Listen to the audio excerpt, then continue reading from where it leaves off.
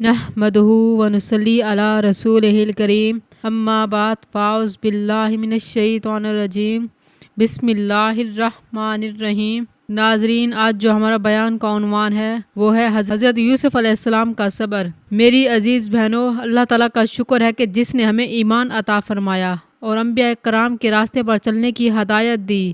صبر ایک ایسی عظیم صفت ہے جو صرف اللہ کے محبوب بندوں کو عطا ہوتی ہے، اور اگر ہم صبر کی حقیقت کو سمجھنا چاہیں تو حضرت یوسف علیہ السلام کی زندگی ہمارے لیے بہترین نمونہ ہے۔ اللہ تعالیٰ نے قرآن پاک میں سورۃ یوسف آیات نمبر 7 میں فرمایا ہے، یوسف اور ان کے بھائیوں کے قصے سوال کرنے والوں کے لیے بہت بڑی نشانیاں ہیں۔ تو آئیے حضرت یوسف علیہ السلام کی زندگی سے چند مراحل کو بیان کرتے ہیں تاکہ ہم سمجھ سکیں کہ صبر کیسے آزمائشوں کو رحمت بدل دیتا ہے۔ حضرت یوسف علیہ السلام کا بچپن بڑی آزمائشوں سے گزرا۔ وہ ایک ایسے خاندان میں پیدا ہوئے جس میں بہت سارے بھائی تھے، اور حضرت یوسف علیہ السلام اپنے والد حضرت یعقوب علیہ السلام کے بہت محبوب تھے۔ اس محبت کی شدت سے ان کے بھائیوں میں حسد پیدا ہو گیا۔ ایک دن ان کے بھائیوں نے فیصلہ کیا کہ وہ حضرت یوسف علیہ السلام کو مار ڈالیں، مگر ایک بھائی نے کہا انہیں کنویں میں پھینک دو تاکہ انہیں کچھ نہ ہو۔ انہوں نے حضرت یوسف علیہ السلام کو پکڑ کر کنویں میں پھینک دیا اور پھر ان کی قمیض پر خون لگا کر اپنے والد کو دکھایا کہ یوسف علیہ السلام کو کوئی درندہ کھا گیا۔ یوسف علیہ السلام کا دل دکھا اور اس کی تکلیف کی شدت کو بیان کرنا بہت مشکل ہے، لیکن اللہ کا فیصلہ تھا یہ ساری آزمائشیں حضرت یوسف علیہ السلام کے لیے ایک عظیم مقام کی طرف۔ حضرت یوسف علیہ السلام کو غلام بنا کر مصر کے وزیر، یہ خواب ان کے مقدر کی دلیل تھا، لیکن جب بھائیوں نے ان سے حسد کیا، انہیں کنویں میں پھینک دیا۔ ایسا سخت وقت ہوگا، ایک معصوم بچہ اکیلا اندھیرے کنویں میں گرا ہوا، مگر ان کے لب پر کوئی شکوہ نہیں، کیونکہ وہ جانتے تھے یقیناً اللہ صبر کرنے والوں کے ساتھ ہے۔ جب زلیخا نے ان کو گناہ کی دعوت دی تو حضرت یوسف علیہ السلام نے فرمایا،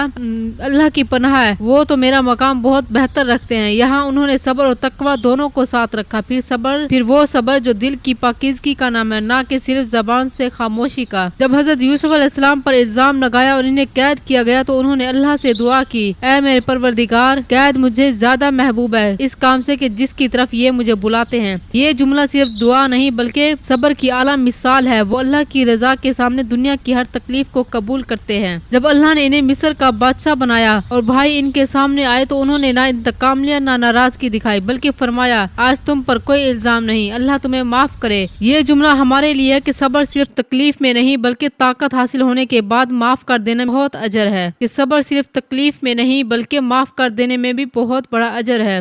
میرے نبی کریم صلی اللہ علیہ وسلم نے فرمایا، جان لو مدد صبر کے ساتھ آتی ہے اور کشادگی تنگی کے ساتھ، بے شک ہر مشکل کے بعد آسانی ہے۔ جب حضرت یوسف علیہ السلام کے بھائی ان کے ساتھ زیادتی کر چکے تھے، بھوک کی وجہ سے مصر آئے، حضرت یوسف علیہ السلام نے نہ صرف ان سے انتقام نہیں لیا بلکہ انہیں معاف کر دیا، اور یہ وہ وقت تھا جب حضرت یوسف علیہ السلام نے اللہ کی رضا کے لیے اپنے دل کی تمام تکلیفوں کو درگزر کر دیا اور فرمایا، تم پر کوئی عیب نہیں، اللہ تمہیں معاف کرے، یہ سب سے زیادہ معاف کرنے والا ہے۔ حضرت یوسف علیہ السلام نے اپنے بھائیوں کے دلوں میں محبت بھر دی اور ان کو اللہ کی رضا کا راستہ دکھایا۔ تو حضرت یوسف علیہ السلام کا واقعہ ہمیں یہ سکھاتا ہے کہ اللہ کی رضا کے لیے صبر کرنا زندگی کے سب سے بڑے انعامات کا راستہ ہے۔ حضرت یوسف علیہ السلام نے زندگی کی ہر آزمائش پر اللہ پر بھروسہ کیا، ہر تکلیف کو اللہ کی مرضی سمجھا، اور اسی صبر کی بدولت اللہ نے انہیں دنیا اور آخرت میں کامیابی عطا فرمائی۔ اللہ کی رضا کے لیے معاف کرنا، دوسروں کے دلوں میں محبت ڈالنا، یہ بھی صبر کا بہت بڑا حصہ ہے۔ حضرت یوسف علیہ السلام نے اپنے بھائیوں کے ساتھ جو سلوک کیا، یہ ایک سبق ہے۔ ہم بھی اپنی زندگی میں دوسروں کو معاف کریں، اللہ کی رضا کے لیے ان کی خطاؤں کو درگزر کریں۔ آخر میں اللہ کی تقدیر پر ایمان لانا اور صبر کا راستہ ہمیں کامیابی کی طرف لے جاتا ہے۔ حضرت یوسف علیہ السلام کا صبر ایک جیتا جاگتا نمونہ ہے